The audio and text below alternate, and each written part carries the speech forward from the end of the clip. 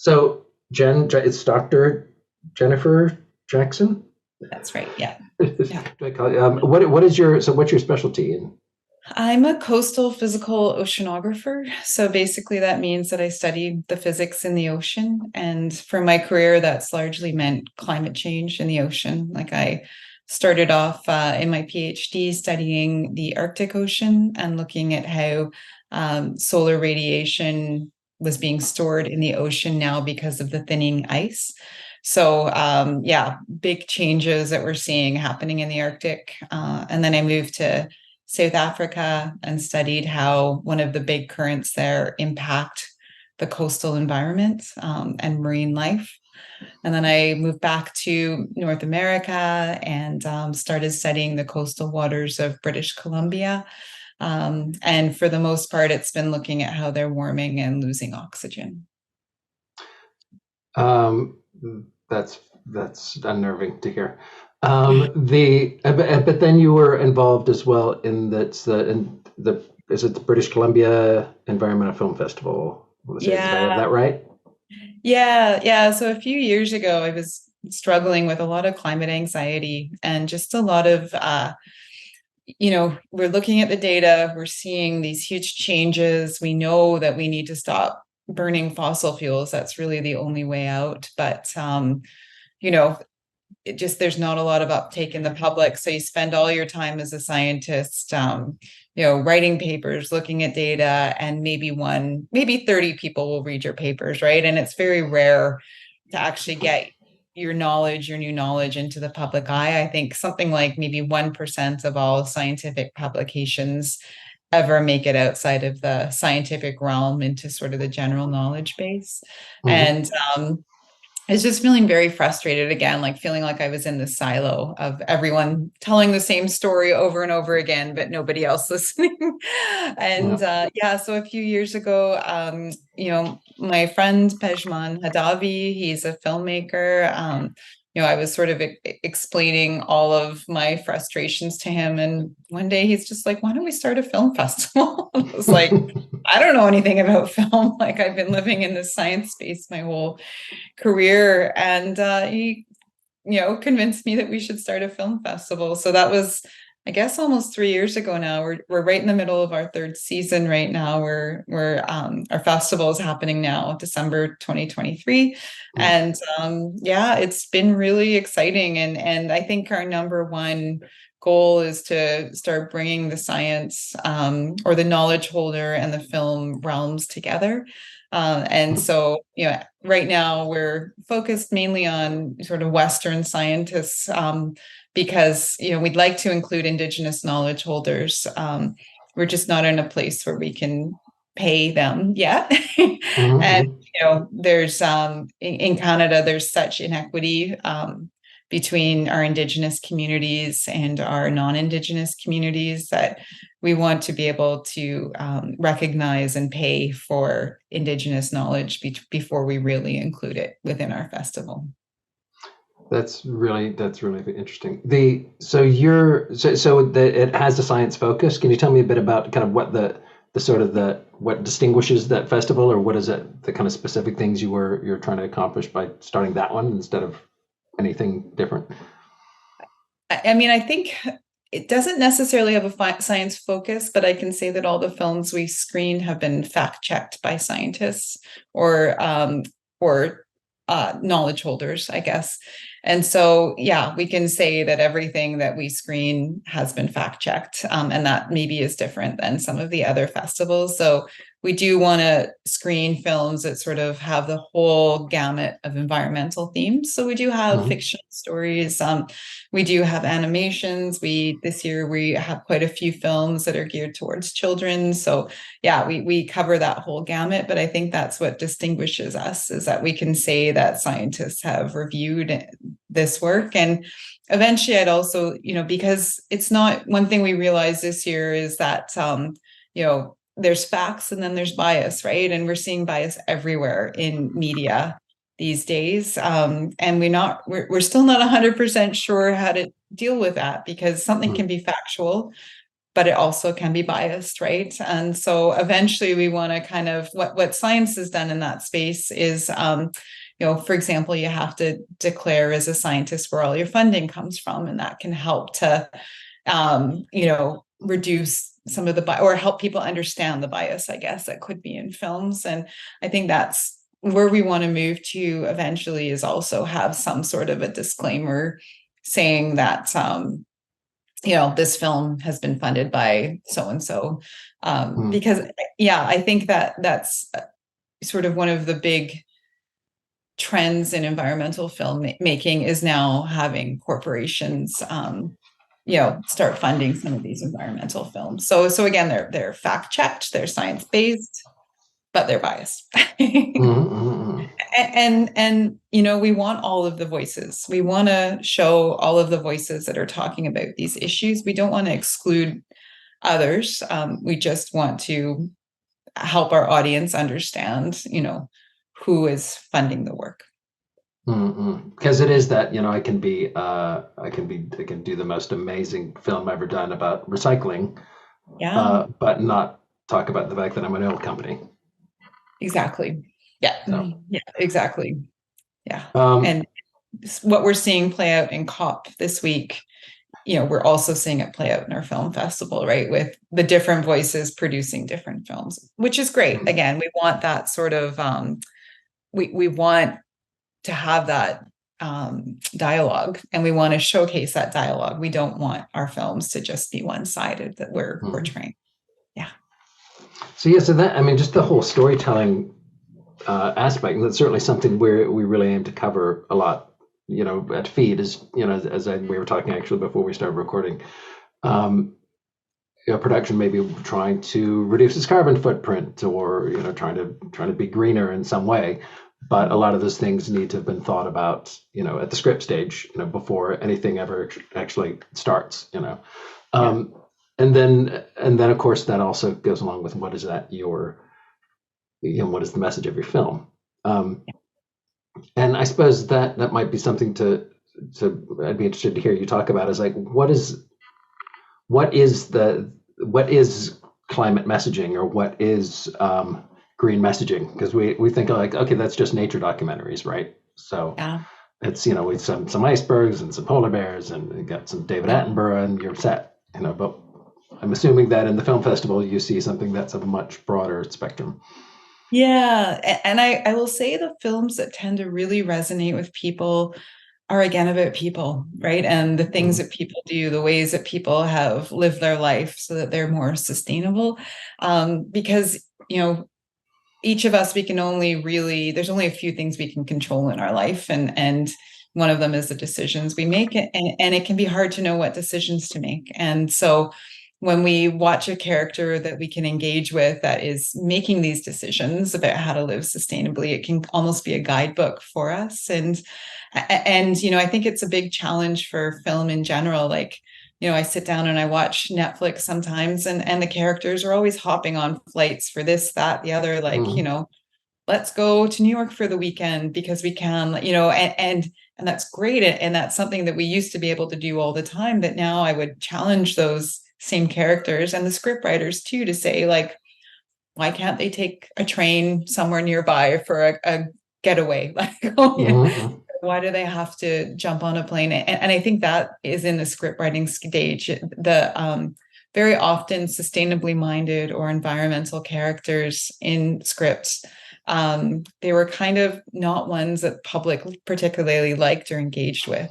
And so, that's the challenge, is to, write in characters who, the general public want to be like, but who are also living in a sustainable manner. I think that's what's going to make the cultural shift much more than anything, because, from watching the many, many films that we get and watch, the ones that people like, again, are the ones that have storylines. The storyline usually isn't about science. It's about maybe a scientist that they can resonate with, that is making these choices, and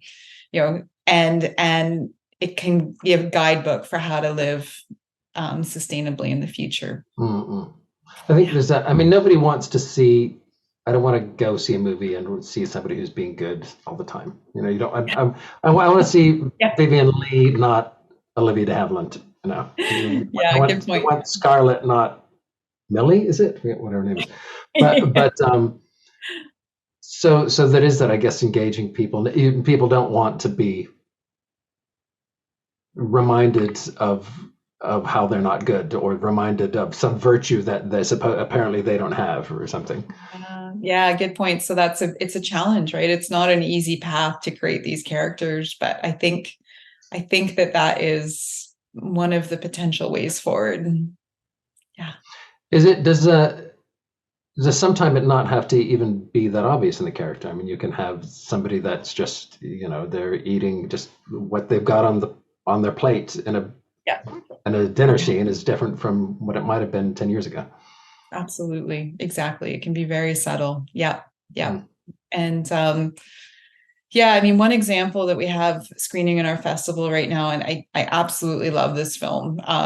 It's the underlying tone is that it's about grief, and it's fictional. It's called Soil, and it's a short, and it's about this man who recently lost his father and had all this grief that he was dealing with, and he didn't know how to do it, how to deal with the grief, and it was sort of centering on his father's ashes, and short story short, he basically ends up using his ashes to grow a garden. And it's so beautiful the way that it's done. I mean, I cried the entire way through it. But again, it's like he's got this complicated this big issue that we can all sort of relate to. But in the end, and he's not a perfect character. He doesn't know how to deal with this grief, but in the end, he takes that grief and turns it into something that's beautiful. And that's why I love that film. And also, I mean, should we be using our parents' ashes to grow a garden? I don't know. That's a whole other question. Right. But at the same time, I could really relate to it, and it made me feel really good at the end. Yeah. Yeah. You're talking about that sort of science and communication before. Is it hard to sort of make that jump from, you're talking about doing the papers versus kind of communicating, I guess, communicating what needs to happen as a result of that? And do you feel like is that your job as a scientist, or is it like, no, we need to do our papers and it's up to other people to run with it? There's some that think in both fields, right? And I think the new thinking is that it is also our job to communicate our science. The struggle is most of us aren't trained to do it. And, when you follow this science path, it usually, again, it becomes this progressive silo. And often for scientists, the people you're surrounded with is also scientists. So it's hard to learn to communicate with non-scientists. Some of the more progressive institutes and are really starting to put science communication into training for scientists. But it's still a struggle. And I think, it's in many ways, it's much better for us to partner with real communicators, which are storytellers, right? And which generally are filmmakers. And I shouldn't say that. I mean, some sigentists are real communicators, so I shouldn't put everyone in boxes, but you've got David Suzuki general, up there, Yeah, for myself, for example, in October, we were able to secure a grant to have a filmmaker come to a science conference with us. And in the past, this group of scientists have tried to make their own films, and they were okay. They told a message, but it was nothing. It was nothing spectacular, right? But by bringing this filmmaker in, the way that he's able to portray these very short, simple science stories, it's been pretty magical. And, we're screening one at our film festival right now, and it's one of the most viewed films at this point. So, yeah, I think just that simple, it's a win-win for everyone. You bring in someone who's so talented at this. He gets to have a grant, which is great, because I know that funding is so hard for so many filmmakers, but he gets to tell these stories that, we wouldn't do them justice if we told them ourselves. So yeah, I think there's huge benefit to bringing filmmakers and scientists together. Is there also, sorry. I'm sorry, go ahead. What were you? I just, to help us with our communication. Yeah. I wondered is there a, do you have to let some things go too when you're, because I'm thinking like, say with history, everybody who knows stuff about history or who's like into a certain period of history, when they see the movie, they're like, oh, they changed that and they left that at and it's a disaster. And, but is that something you have to do when you're storytelling? And how do you do that with that? You're saying that their stories are fact checked by scientists. How do you balance that? Because sometimes it's like, no, we don't need to. That's all important, but it's not relevant to this message we're trying to get across right now. I think that is a challenge to scientists. I think no matter how complex your topic is, you should be able to distill it down into a few really key points. And those are the key points that have to come across in the film. And all of the details, I mean, whereas they could be interesting, some are important, they should all be able to fit into that messaging, right? Like of those, what are the, 3 key things that you want to communicate to somebody about your topic. So I feel like that's our challenge as scientists, is how do we actually distill that down? Because we think everything we do is interesting and everything we do is important. But trying to actually, that's all the attention you're going to get for your subject from the general public normally is 3 key things, right? And so, yeah, I think we have to let it go, and that's fine. I think that's part of our training. And is it a different job too? I guess maybe if the purpose of the film is to motivate or to make somebody feel something, or may think a certain thing, I guess it's a different job than just giving them good information. I think that's right. Exactly. Yeah.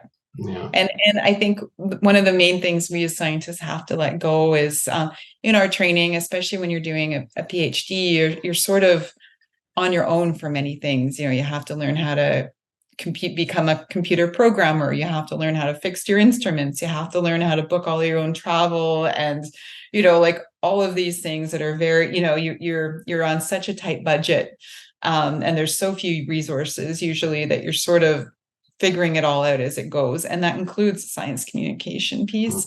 But I think more and more, once you're done your PhD and you're, out in the world working, that's one thing we're talking about a lot now, is like, how do you let these things go? How do you realize that, it's much easier to collaborate with a computer scientist than to sit down and write all of your own code, right? Like, so yeah, I think we're moving in that direction, but historically in the science realm, it was, everyone was trying to figure everything out themselves. Yeah. Are you seeing, like, how are like sort of content companies or broadcasters or filmmakers interacting with scientists, or how can they be doing that better? Because that's kind of coming from the other side. It's like, okay, we've said our thing, now we'll bring in our science expert to give some facts and then send them off. What? Yeah. Is there a better way that broadcasters can be thinking about how to use scientists?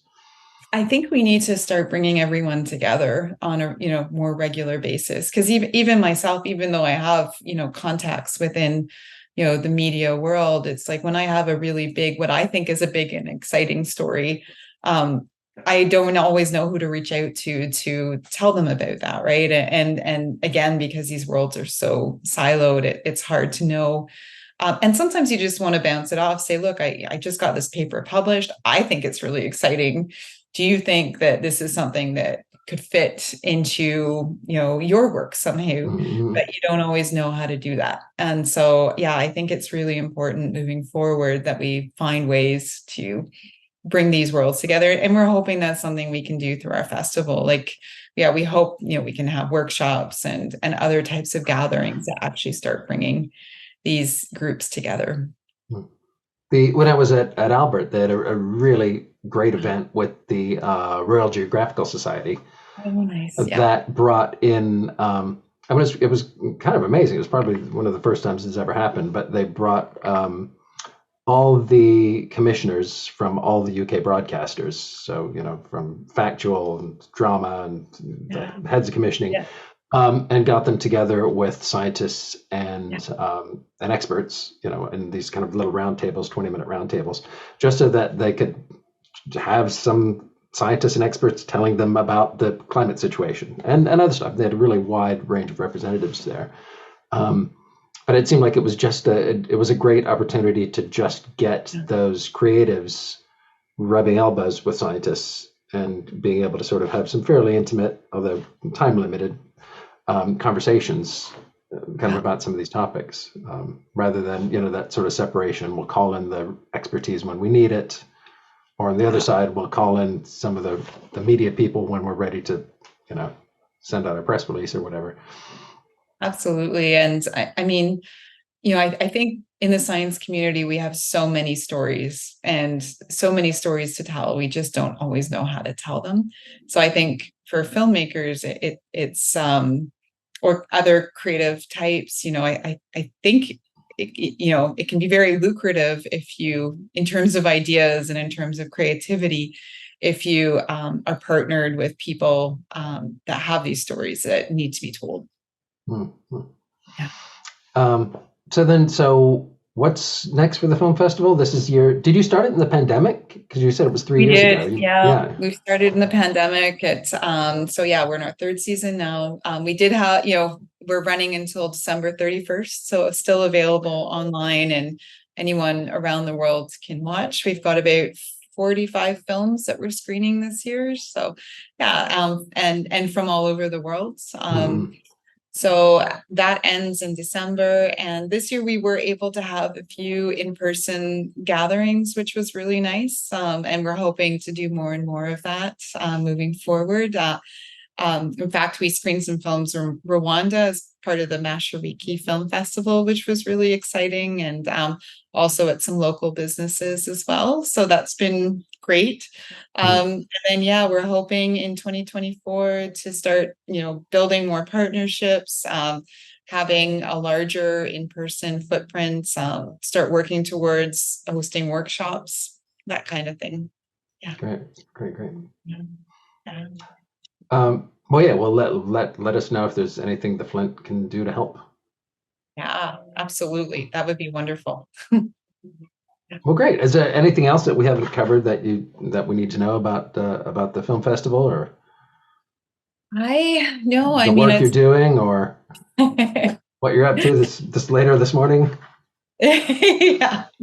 Right now I'm focused. I have to write a paper on Guayhanas National Park, which is a beautiful place off the coast of Vancouver Island, or off the coast of British Columbia.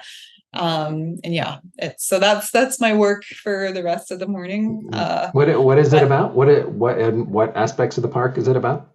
Well, this park in particular, so many places in British Columbia and many parts of the world's oceans are losing a lot of oxygen. And so we're seeing big events where, fish are dying because there's simply not enough oxygen in the ocean. But Guayhanas National Park, it's actually got a much longer name because it's really interesting. It's a collaboration between the Haida Indigenous Nation and the Canadian government as well. So it's got a much longer name that I always forget, but it's a really unique collaboration. It has a lot of oxygen, and oxygen at depths we don't expect there to be oxygen. So we've been trying to figure out why, and it that probably helps explain why it's just such a productive area, and also why it needs continued protection as well. So yeah, I'm trying to understand why there's so much more oxygen there than in other places. So that's what the paper's about. But largely, I do. I think it's mainly there's a bunch of different factors that are all related to atmospheric forcing, more or less. So yeah, just different wind directions, and also the lack of fresh water. There's no major rivers in Guayhanas either. So yeah, so that's kind of what I'm working on right now. But it fits into a bigger, my day job is with the Canadian government. I work for Fisheries and Oceans Canada. And there's a big push right now to create marine protected areas. 30% of Canada's oceans will be protected by 2030. And so, yeah, the big picture is that we're trying to identify special places, but and we're working very closely with Indigenous communities as well to identify special places so that we understand, we can start protecting them. But also, it's hard because they're special now, but what's climate change going to do to them? And so how can we predict which places will still be special and important in 30 years time, for example? I guess, yeah, because we're talking about sort of preservation or conservation, but the thing you're preserving is a moving target. It is, yeah, absolutely. Because, in British Columbia, we're seeing sort of a shift from more subarctic type waters to more subtropical type waters. And so the whole ecosystem is shifting due to warming waters, essentially. And so, I mean, not to get too deep into the science, but I love the science, so we'll keep going with the science.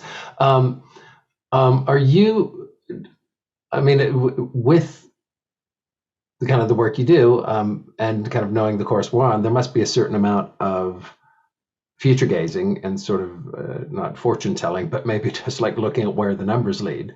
So are you always kind of thinking ahead to like what you're looking at and thinking what it's going to be like in 10 years?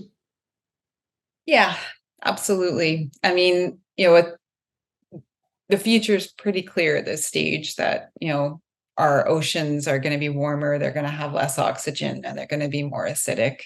And that will continue, until we stop emitting fossil fuels, essentially. And then eventually they'll rebalance to something that we know of.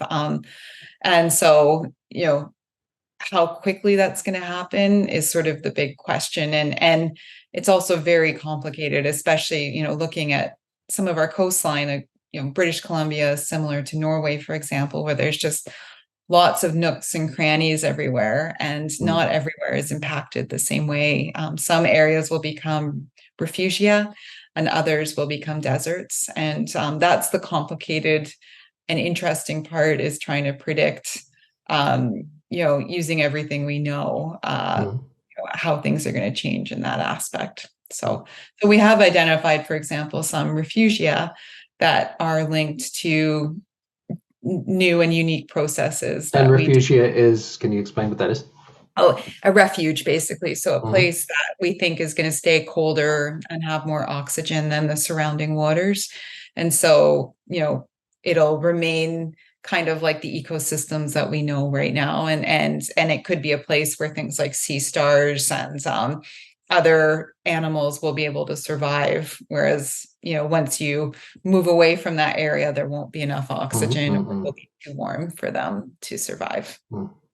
What happens to Greenland sharks? I don't know. That's a good question. I don't know much about them, to tell you the honest truth. Yeah. I was just thinking, aren't they the like sort of very slow moving 400-year-old things that it seems like that either they would adapt very, very well or not at all? Yeah, definitely things with a shorter lifespan they're able to adapt much more quickly. Though I would, things like sharks and whales, at least they can move. Animals that are stuck to the bottom, like we've seen huge sea star wasting disease in British Columbia, for example. They just can't, move away fast enough. And we think a lot of it's linked to temperature. So they can't move away fast enough to avoid the warmer temperatures, and the warmer temperatures spread more disease. So that's what we think is happening to the sea stars, for example. Yeah. But the sharks, fish, in general, as long as there's enough oxygen, they can move into new areas. But a lot of animals are sort of dealing with cumulative stress, the stress of, waters that are too warm and the stress of waters that don't have enough oxygen, and sometimes the stress for some animals of waters that are too acidic.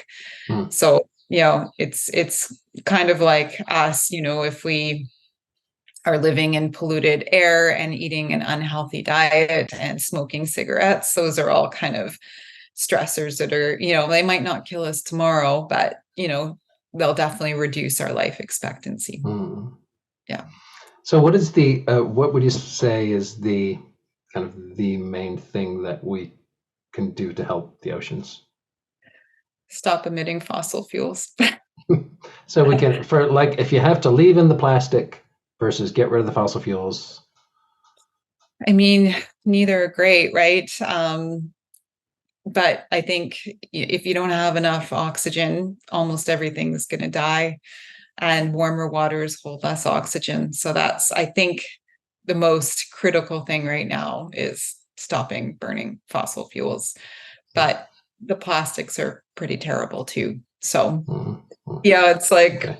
Yeah, it's similar to, deforestation, for example. It's a huge problem, and it's contributing to, well, climate change, but it's something we have to do in addition to stopping emitting the fossil fuels. So I'd put plastics in the same category. Yeah. You have to quit smoking, but you also have to quit eating the cheeseburgers. Yeah. Exactly. Yeah. Yeah. Or just eat them every once in a while, not every day. Every so often. Yeah. Yeah.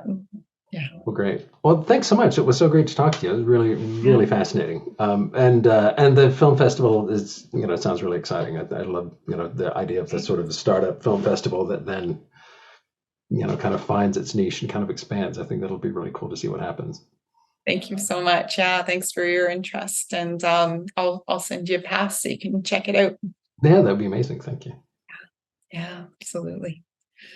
Great. Well, it's Thanks. wonderful to chat with you, and yeah, thanks so much for reaching out.